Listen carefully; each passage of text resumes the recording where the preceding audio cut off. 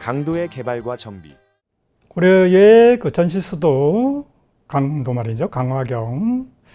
이 강도 시대는 바로 강화도에 대한 개발이 본격화되는 시대라서 또 역사적으로만도 아니고 이렇게 환경적으로도 의미가 있는 시기이기도 합니다. 뭐 개발의 어떤 강화도 개발의 본격화 이렇게 그래서 강화 강도의 개발과 어떤 정비 과정을 우리가 설명할 수 있으면 좋겠습니다.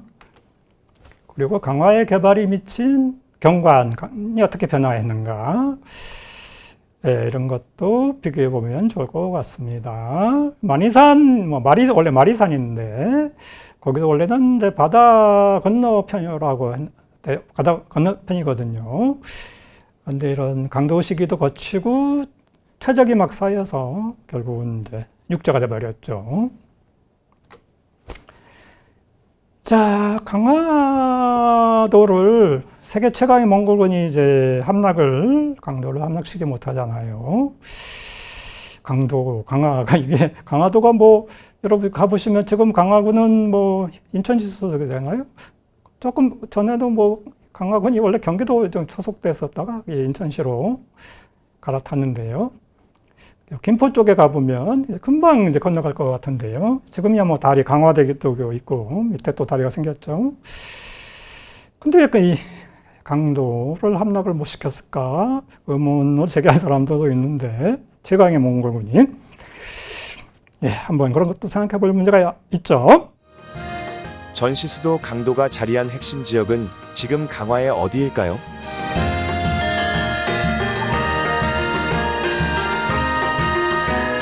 정답은 강화군 강화읍 읍내입니다. 자, 무인 정권의 강도 정착 환경을 한번 보면요. 인구 밀도가 엄청 높았던 것 같아요. 개경 10만 호, 한 50만 이렇게 왔잖아요. 이동을. 그 인구 밀도도 높고 집도 빽빽하게 들어서고 해서 화재에 취약을 했습니다. 그래서 태풍이 불어서 대궐람 쪽에 골람리 수천 집이 불탄 사례도 있고 이외에도 화재가 사건이 많이 일어나요. 이 강도에. 건물과 인구 밀도가 굉장히 높았기 때문인 것 같아요. 또 이 강화도는 또 섬은 좀 바람이 잘 불잖아요. 바람이. 그런 것도 있을 겁니다.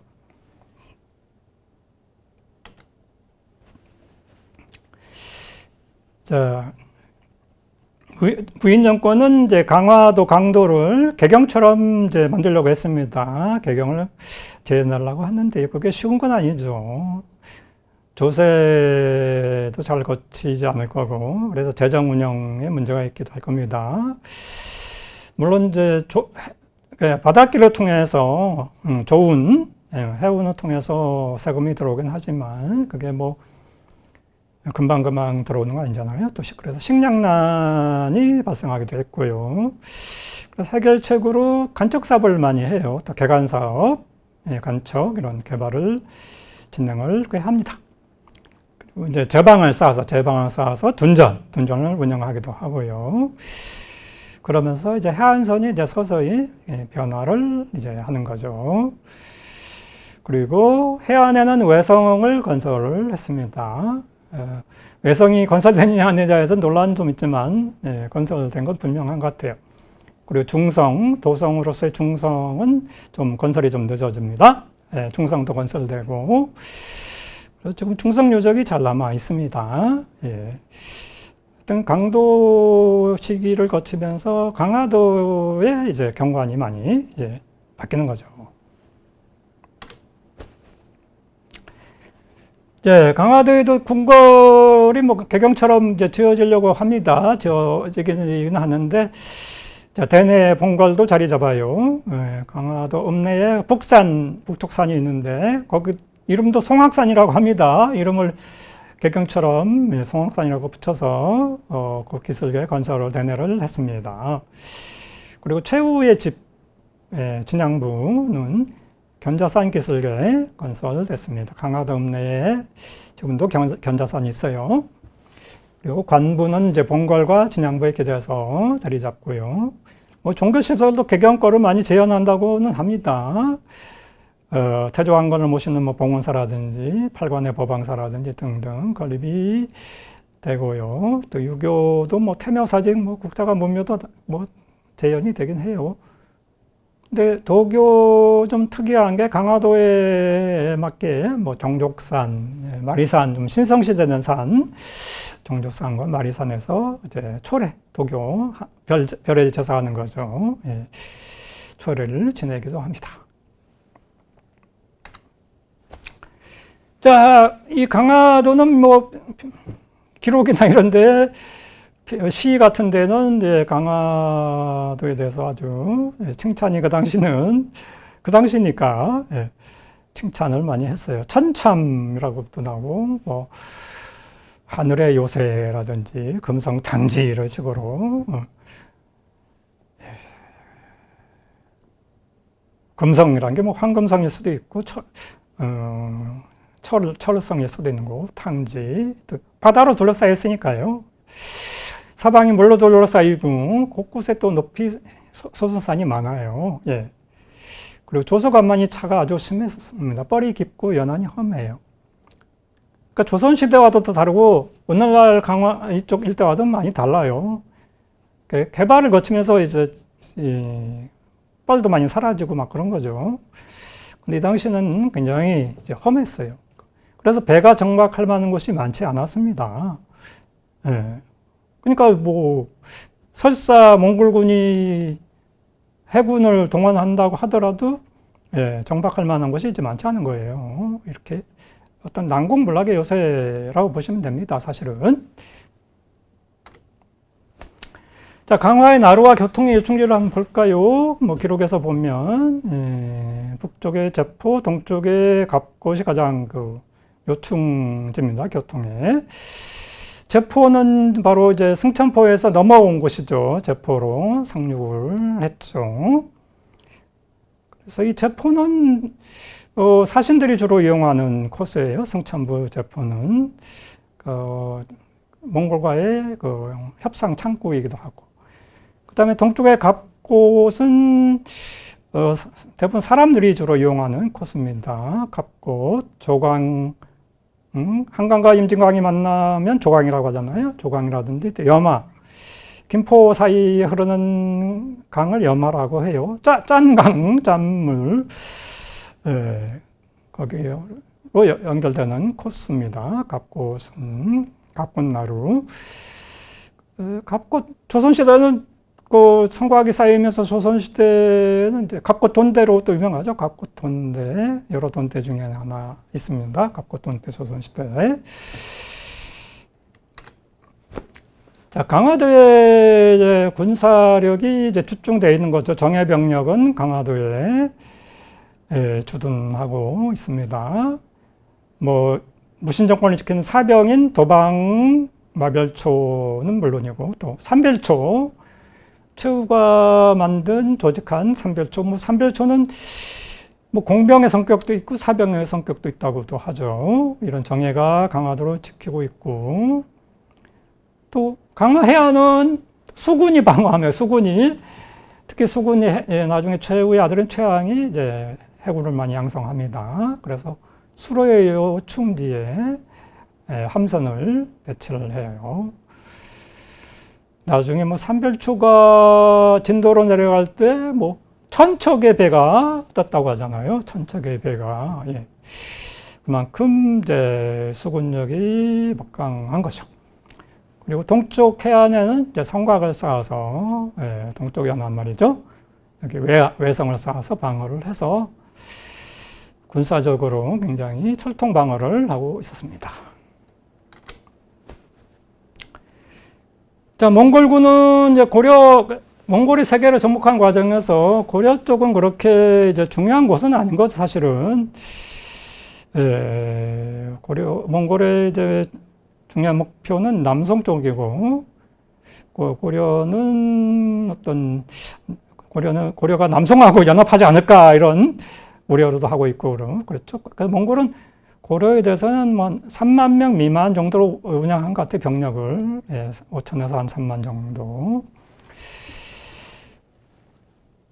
자, 거기에 대해서 이제 고려도 이제 수군 병력도 육군만이 아니고 수군 병력도 막강했고, 뭐, 그래서 무신 정권의 강도에서의 방어 전략은 뭐, 일단 성공적이죠. 함락당하진 않았으니까. 물론, 그 육지에 남겨진 백성들의 고통이 이제 문제겠죠.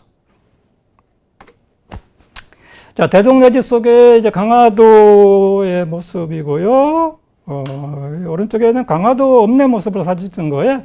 강화 읍내 모습을 보면 여기가 이제 강화 읍내가 바로 강도의 중심부죠. 읍내에서 여기가 이제 강화 읍내 북산, 여기가 북산, 여기가 송악산이라고도 하는 거예요. 북산. 송악산 기슭에 대궐이 자라봤을 겁니다. 여기가 견자산에는 바로 최후의 저택, 최후의 진양부가 자리 잡고요. 자, 여기 대동여지도 보면 이렇게 강화도잖아요. 강화도에서도 여기가 강화읍내인데요. 강화읍내. 여기가 바로 강도가 자리 잡은 곳입니다. 여기가 되겠습니다. 그러니까 이제 사실 우리가 강화도 하면 강화도 섬이 있는데, 이 강화도 전체, 우리가 강화도 전체를 얘기할 때는 보통 뭐 강화라 그러고요. 강화. 그 수도로서의 강도를 얘기할 때는 주로 여기를 주로 얘기하는 겁니다.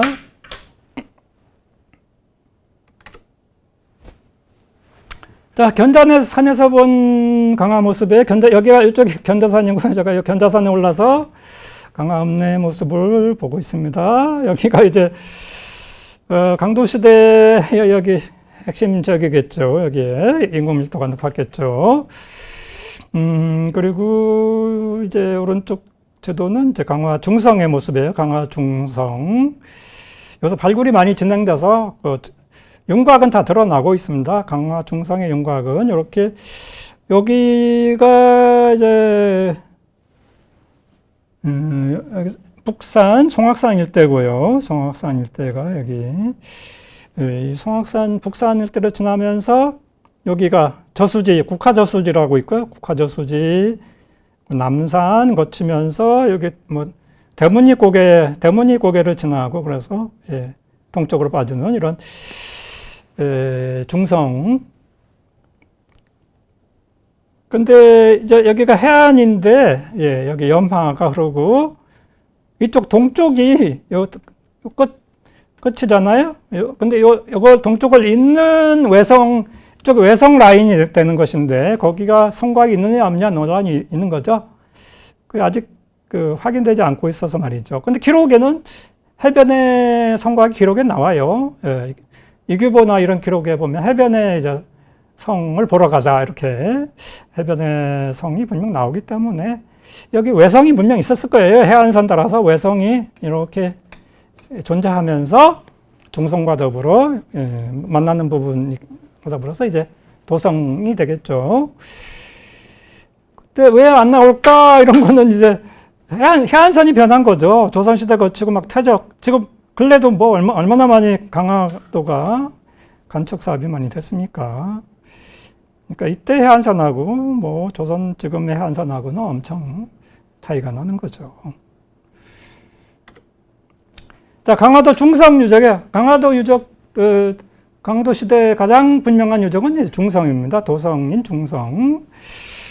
중성이 요게 송악산 쪽, 북산 쪽의 중성 유적이고요. 이건 서쪽 국화저수지거든요. 이게 국화저수지 라인은 여기 저쪽으로 흘러가는 중성 유적이고요. 이거는 이제 남쪽, 여기가 이제 강화읍내 남산이에요. 남산을 통과해서 이제 여기로 내려오는 중성 유적이 되겠습니다. 이렇게 중성 유적은 이제 꽤 잘 남아 있습니다. 자, 그래서 이 강도는 인구 밀도가 매우 높았다는 거죠. 간호는 물론이고 개경 오부 인구가 다 들어왔으니까. 그러면서 여기 강화의 개발 정비가 본격적으로 진행됩니다. 간척 개간. 그러면서 강화의 지형 경관이 변화하는 주요 계기가 되는 게 바로 이 강도 시대의 의미, 역사적인 의미와 더불어 바로 환경이 많이 바뀌는, 경관이 많이 바뀌는 계기로 작용한다고 보시면 되겠습니다.